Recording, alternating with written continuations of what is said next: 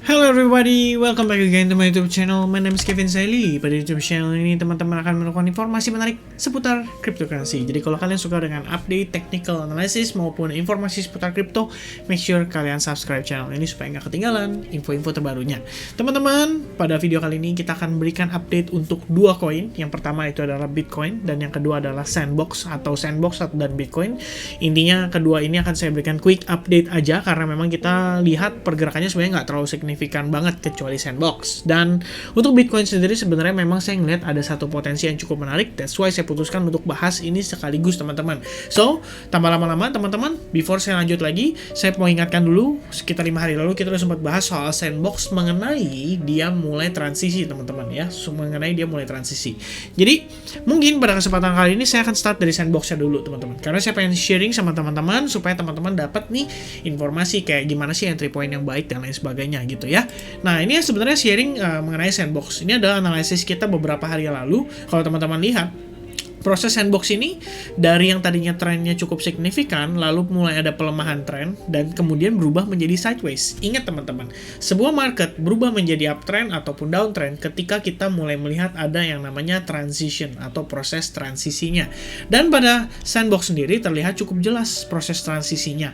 Nah, lalu beberapa hari lalu saya sempat informasikan juga melalui Advance Group bahwa kita memiliki sebuah peluang untuk mentransaksikan si Sandbox ini.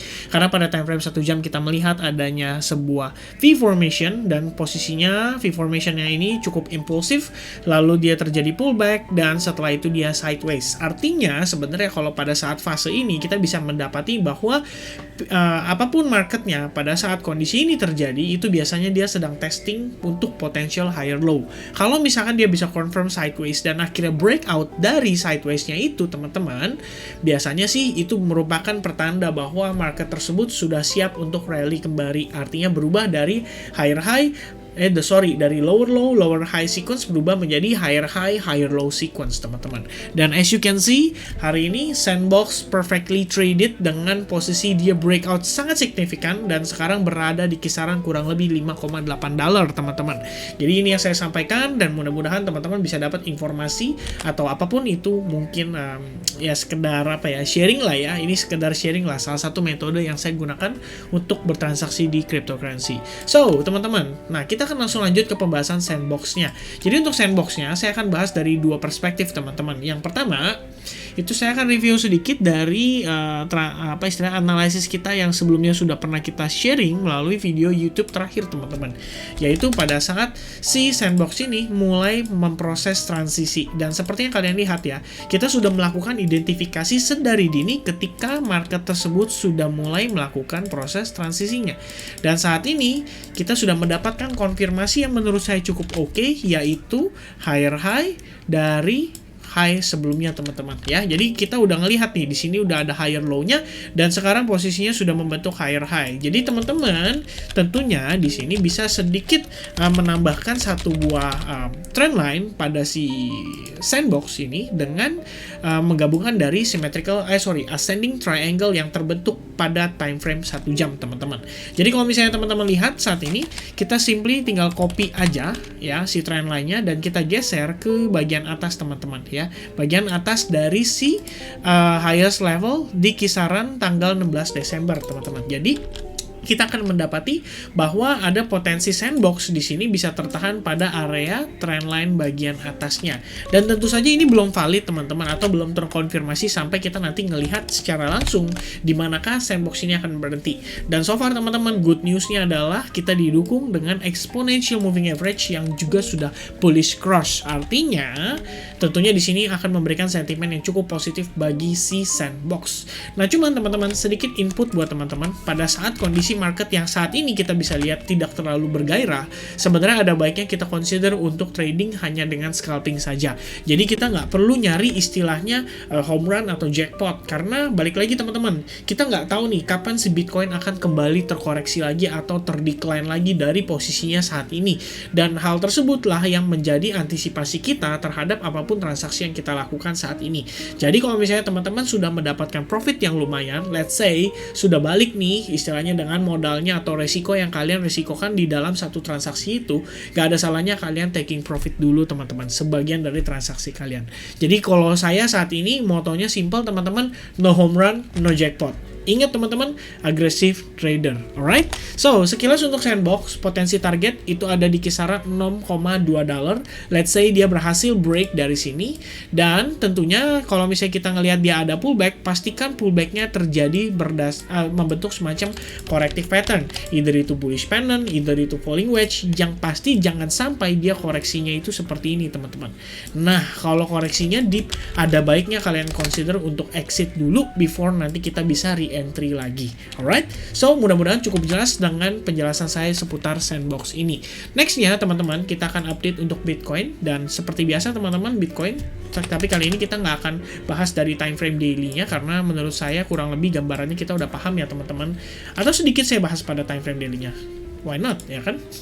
Jadi dia kalau untuk time frame daily sendiri, patokan kita saat ini tetap saya remind kembali yaitu pada exponential moving average 21 yang berada di kisaran $49.500. Karena di area tersebut terdapat confluence of resistance yang juga terdiri dari trend line atau neckline daripada si head and shoulders pattern pergerakan sebelumnya. Jadi make sure kita nggak ke reject dari situ dulu teman-teman.